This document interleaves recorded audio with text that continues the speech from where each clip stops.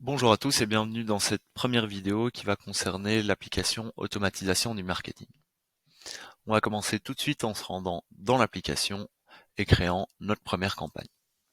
Dans ce cas-ci, je vais donc l'appeler opportunité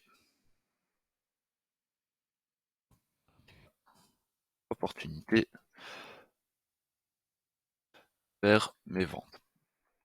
Mon but, comme vous vous en doutez, sera donc de transformer une opportunité en vente. Je vais donc pouvoir définir un objectif. Ceci correspond donc à un public cible. Dans ce cas-ci, vous vous en doutez, je vais non pas cibler mes contacts, mais plutôt mes opportunités. Bon, voilà. Ensuite, pouvoir définir une règle d'unicité. Donc admettons par exemple que j'ai deux opportunités ou deux pistes avec la même adresse mail et que j'ai envie d'éviter de spammer ces personnes en question, je peux définir une règle d'unicité ici. Ceci veut dire que donc par exemple dans ce cas-ci, l'adresse email doit être unique pour envoyer le mail. Je vais également pouvoir filtrer sur différents paramètres. On pourrait s'imaginer par exemple que je vais filtrer sur le code postal de mon opportunité ou bien sur l'étape dans laquelle il se trouve ou même la combinaison des deux. Dans ce cas-ci, je vais donc mettre code postal est égal à 1410 par exemple et je vais pouvoir ajouter ma seconde condition qui est donc étape de l'opportunité et le nom de l'étape nous intéresse est égal à nouveau. Il nous affiche ici directement le nombre d'enregistrements qui correspond donc à ces deux critères. Admettons que je vienne enlever ce filtre-ci, on voit qu'on tombe sur 13 enregistrements. J'ai ensuite la possibilité de sauvegarder ce filtre comme favori pour éviter de devoir le recréer la fois suivante lorsque je voudrais créer une nouvelle campagne marketing. Je vais donc pouvoir créer ma première activité. Ici, je vais l'appeler première relance. Et il va s'agir d'un email. On va voir l'action serveur tout de suite dans la vidéo qui suit.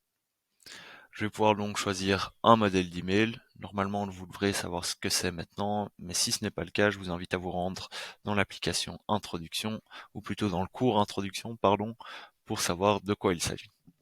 Je vais donc sélectionner un modèle d'email existant dans ce cas-ci, mais on a toujours la possibilité d'en créer un nouveau si on le souhaite.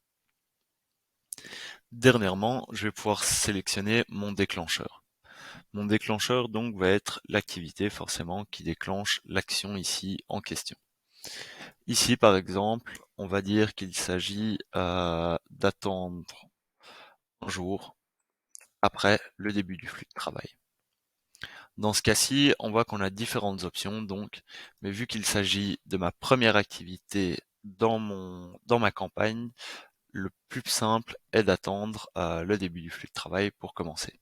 C'est-à-dire que dans ce cas-ci, il faudra soit qu'une opportunité soit ajoutée à l'étape nouveau pour qu'il reçoive cette première relance un jour après, soit que lorsqu'on lance cette campagne, c'est-à-dire qu'on la met en encours ici, tous les mails enfin toutes les opportunités, pardon, soit dans nouveau, soit ciblées.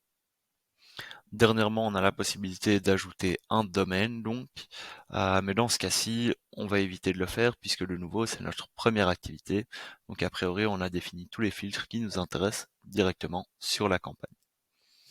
Je vais donc pouvoir sauvegarder et fermer ceci et ensuite, par exemple, lancer directement ma campagne.